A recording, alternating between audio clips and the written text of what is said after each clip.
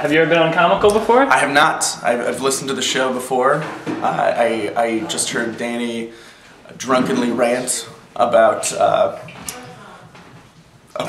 being a comedian out of the country. Mm-hmm. And should I say rant? I think I heard him pass out on a radio Pass out show. On air. Yes. I need to watch this. It's great. You should definitely listen. Take a listen. He gets very metaphysical. He waxes poetic about being a comedian, but also about being drunk. So are you also going to wax poetic about possibly being drunk today? I don't talk about anything without waxing poetic. I hate that phrase. Dan has a book. Dan has a book out. We must talk about it. It's coming out. Finished, yes. Jeez. So it's finally finished. Let's hear about the book. I wrote a book that is a self-help manual to help you wean yourself off reading, so that you can stop reading. And there's a lot of pressure. You try to think of things to do other than reading. It's very hard to come up with an idea. The book is called, tentatively, it's called How to Not Read. Enjoying a literature-free life. That's hilarious. And it is, or harnessing the power of a literature-free life. It's supposed to be very The Secret-inspired self-help. Brilliant idea. Just long lists of like other things that you might try, and then if you actually have to pick up a book, you find yourself actually holding the book, how to physically read it, like run your eyes over it. Which is very hard to know. What made you want to write a book about not reading? Well, I feel very passionate about reading. So why not write a book? Is there a point in the book where there's no more words anymore? Oh yeah. I think the very final joke, I shouldn't say it. Yeah, it just says further reading and it's blank pages. So you can take notes on there of other books you're never going to read. That's a great idea. How long did it take you to write a book about not reading? It took, well, this is the thing. I started a blog called Better Book Titles about the second that I got out of work at comics. So it was last June. It's been about a year and a half. Mm-hmm. And it's a daily blog, although it's sort of slowed down since I've been writing. The daily blog that every day I post another image of a book title. I Photoshop a better book title for that book. So like Hamlet is Ghost Dad, and The Girl with the Dragon Tattoo is this is the first book I've read in 6 years. and from that, it took about 2 months, and there weren't a lot of lit humor sites.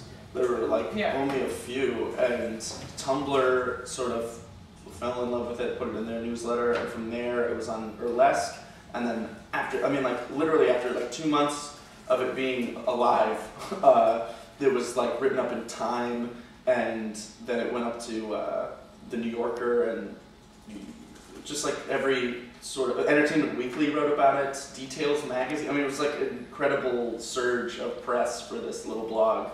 And so an agent found me and asked me if I wanted to do a book, and I was like, of course, that was the point. That's so funny. Whatever. That's great. So now I'll do anything. I'll do anything. But please. Help me. Pull me out of the dark hole of comedy. No, but I still do. I do comedy every day.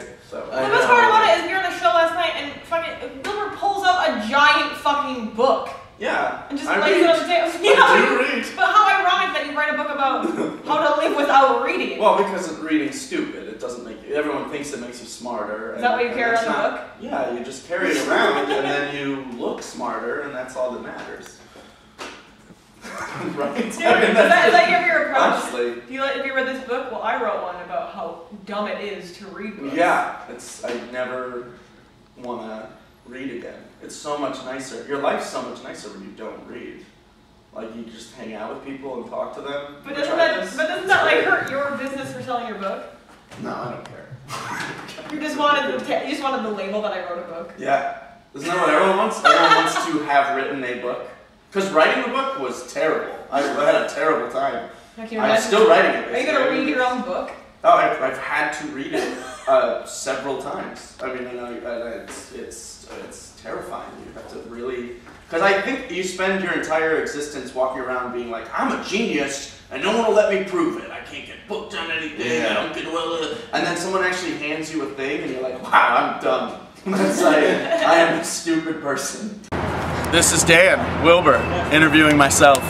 I'm talking into a camera. How are ya? It was a great interview, and I had a great time, and I apologize to every person I talked shit about, and people I didn't even talk shit about, like my parents, who I love, who will probably be offended by everything that I said, and my girlfriend, who's definitely gonna break up with me. Probably over video games, or just not talking to her, because I'm an asshole. But this interview will help. It'll help her. It'll be one of the deciding factors. She'll say, I remember that interview, and I hate you. So, good to know you. I hope I never see this tape again. Comical radio. It ruined my life.